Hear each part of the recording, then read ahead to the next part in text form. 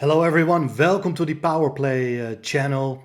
My name is Robert Ris, international master from the Netherlands, and I'm here because Danny has some time off. Good news is Danny will be back, but even better news is, if I may say so, Danny, sorry, but we have a fantastic game to discuss, a game from the French Team Championship, game between Christian Bauer and Paul Felten, both strong grandmasters, and they in fact have a fantastic game in the English opening. Lot of spectacular chess coming up very soon. Let's have a look. It starts off with the English opening. c4, e5, knight c3, knight c6, g3. And there are so many different setups possible for both sides. But here I like the setup with the move f5.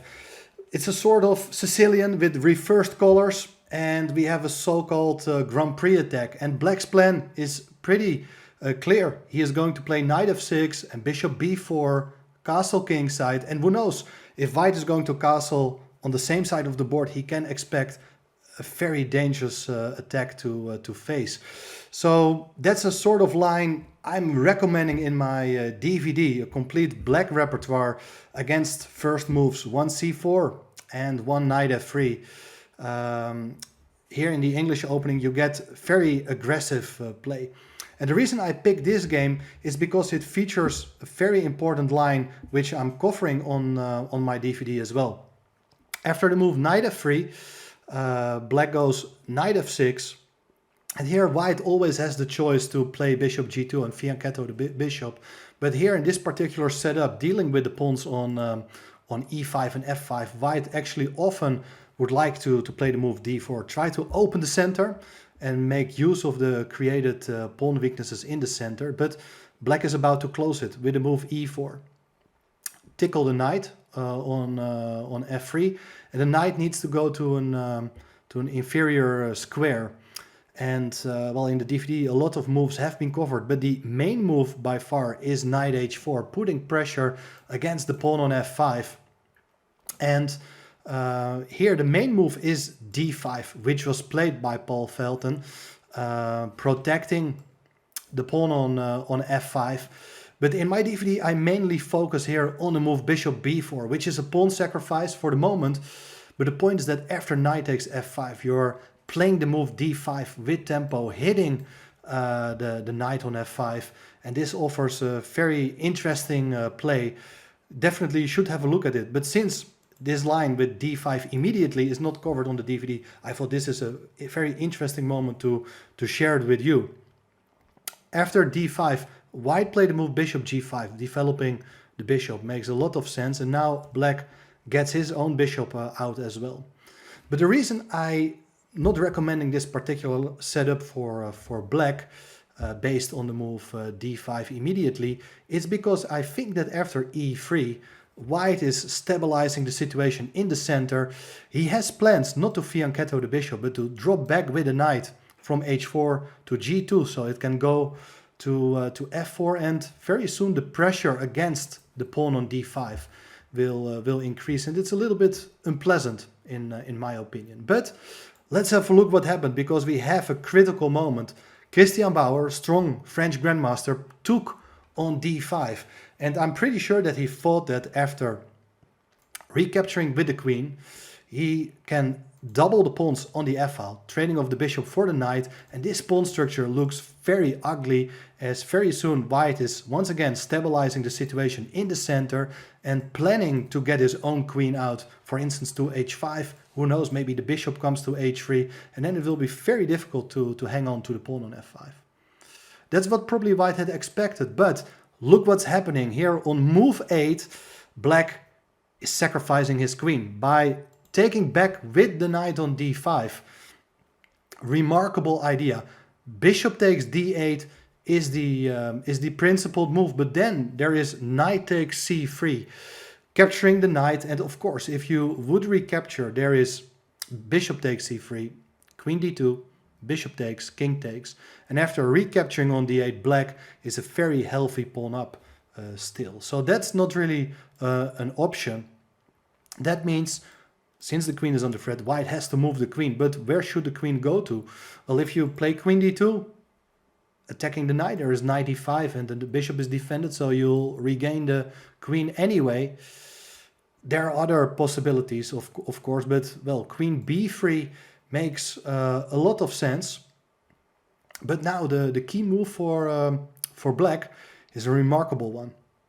Knight takes e2 check, discovered check by the bishop, and how to deal with that. Like if you take with the king, there is this move knight takes d4, forking the king and queen. After king e3, take on b3, a takes b3, king takes d8. Black is 2 pawns up with a great position, of course. So that is not possible. Probably the best option here for white would be to give back the queen immediately with queen takes b4. And after knight takes b4, save the bishop with bishop takes c7. And this is a very important moment because you shouldn't be too greedy. If you go for the knight fork, knight c2, there is king takes e2, knight takes a1. And the knight cannot return into play after the move king d2. This is a key move. Bishop b5 is coming next, and white is much better. So in the game, let me just point out that knight takes c2. Knight c2 is not the best move. Knight takes d4 instead is the way to go, and that's an important pawn. Because after castling queenside, you have to be careful once again. If you move the knight, there's a potential check on d8, picking up the rook in the corner. So don't take the pawn on a2. There's king b1 and both knights are hanging. But here you can just play knight bc6 and the knights are supporting each other. Black is just one move away from completing development, get the bishop out, put a rook on the c file, and well, he will be in good shape. But that didn't happen in the game. They're followed, instead of taking on b4, they followed the move king to d1, and now knight e takes d4 is the way to go. And this is interesting because at the moment you have only one piece for the queen, but the bishop is also hanging. So we are going to win back more material. But the question is how. Let's have a look. If you move the queen to e3, for instance, there's bishop e6. This was played, and well, you're about to take the bishop, and this is incredible. Like a queen versus a piece. It's something you rarely see at the top level. But here it's all because white's king is going to be in huge trouble. For instance, if you play the move bishop g5. We will play h6, and well, attacking the bishop. If you play bishop f4, probably I'm going to castle queenside first, put a rook on the d file with fantastic threats against the king, but also g5 will come very soon. Looks very dangerous. And if you make use of the black's last move h6 by jumping into the g6 square with a knight, look what can happen in that case. We're taking on g5, knight takes h8, and again castling queenside. And looks like black should be okay. But after king c1, like the only reasonable square for the king to get out of the file, there is knight f3. And there is hardly a good move dealing with the threat of bishop d2, threatening both the queen and king. So white is about to regain material. If you go queen e2, there's rook takes h8, and look at white's pieces. Like material wise, he's doing fine, but his pieces are really badly placed. Other pieces will come into play as well very soon. Black is on top. So after bishop e6, Christian Bauer decided to play the move bishop takes c7. Grabbing another pawn, and it looks like that could be a safer route for the bishop to get back to a safer place. But it has a clear drawback as well, as you're opening the files towards the white king, and that's how black is going to make use of his activity. He played here the move rook c8, excellent move. And well, if you would play bishop f4. we are going to castle kingside. And still, you have only one knight and a pawn for the queen. But on the next move, black is going to play rook fd8. And now, compared to some lines we have seen earlier, the king cannot really go to c1. Looks incredibly dangerous to get into this file. Probably that's still the best way to play, but black has tremendous play for the queen. His pieces, the rooks on a1 and h1, they are out of play. The knight on h4 is not making a great impression either. So looks pretty bad. Let me show you some other line. For instance, if you would decide trying to kick the bishop out to an inferior square, then we come in with our bishop to b3. King has to go to c1, and now there is rook takes c7, and we remove that annoying bishop. White should probably take on b4, but then there's knight takes b4. And here, look at this massive attacking army of black attacking the white king. If the king goes to b1, it's not safe because of bishop c2 check. And after king to c1, there is knight to b3. And white has no squares with the king, but okay, he can still give up the queen for the knight. So black eventually will regain the material, and he is 2 pawns up in this case, with a mating attack still going on. Instead of king b1, king d2 is the only way to proceed here. But then there's rook c2, king e1, like only square. You don't want to go back to d1 because you will stand in the line of the bishop, inviting a discovered check. So king e1, and now I like this move, rook c5, keeping everything defended, and there are 2 knights heading for the c2 square with a huge family check, winning material thanks to the knight fork. Note that you cannot really take that knight on d4 because knight c2 with check will follow anyway. This looks like a great position for black.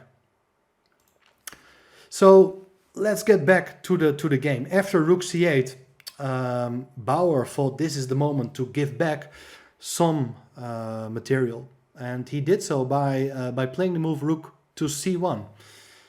Interesting idea, trying to consolidate, get a defender into play.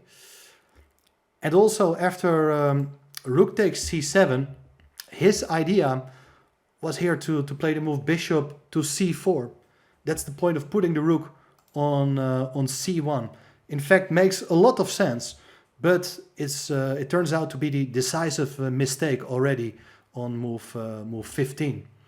But black didn't make use of it. Black castled here, and we got a very interesting position with after bishop takes e6, knight takes e6, bishop and knight and a pawn for the queen.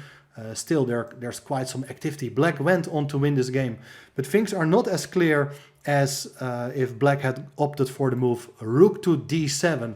The rook belongs to the d file. It went to c8 earlier to pick up the bishop, but now the bishop is gone. This is where the rook belongs, attacking the white king.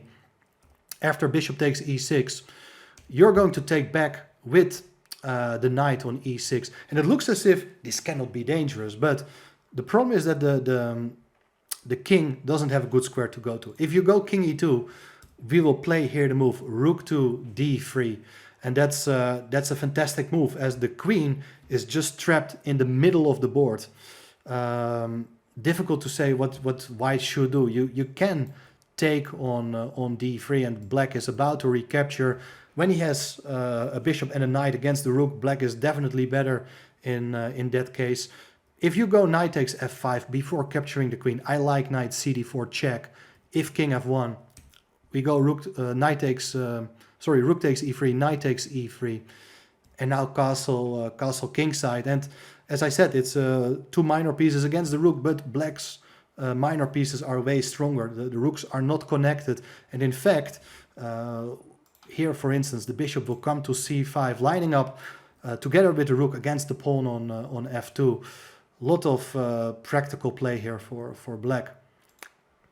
If white would have decided to go to the other side of the board with his king, with the move king to c2, then there is rook to d3, and that is a key move, obviously, because after queen e2, that's the difference. There is once again a nice fork on d4, picking up the queen, and it's just game over. So this is what I'm looking for in my repertoire. I'm recommending a slightly different version, but you know, you can use both options, and I believe it's a very easy to learn system, sort of reversed Grand Prix attack against the English opening. If you like to see more of this, please have a look at the link below. You can have a link to the site where you can purchase my DVD. Hope you will do that, and of course don't forget also to subscribe to the PowerPlay channel. Thanks for watching. Danny will be back soon again. I hope you enjoyed this video. Thank you. Bye bye.